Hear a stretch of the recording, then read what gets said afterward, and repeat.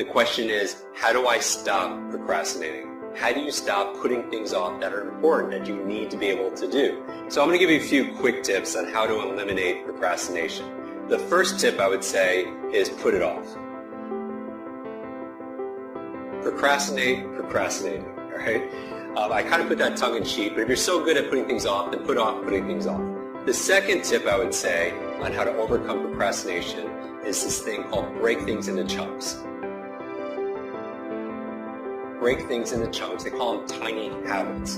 And here's the thing. Sometimes we have it in our mind that it's a big monster that we need to slay or a big mountain that we need to be able to climb. The best thing to do is to break it down into individual tasks. The third tip on how to overcome and beat procrastination is begin the Zeigarnik effect.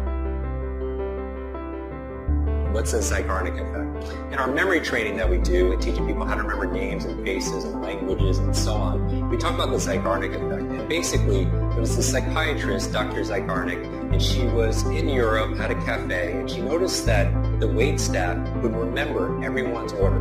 Have you ever had somebody like that at a restaurant? Remembered all the orders by using their memory. And she wanted to find out how, and she called this the Zeigarnik effect. And basically it says that they would remember things for as long as that order wasn't delivered. But as soon as that order was delivered, it would close the loop, and all of a sudden they forgot. Now, how do you apply that to procrastination? If you start somewhere, anywhere, just one place, you have this open loop, and you're more likely to finish it and close that loop. The next thing I would recommend on how to overcome procrastination is be kind to yourself.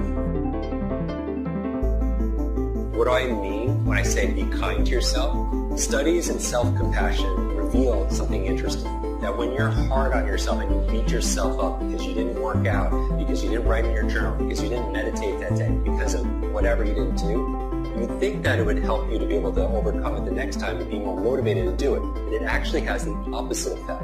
When you are actually kind to yourself and you exhibit self-compassion, you're more likely to follow through in the future.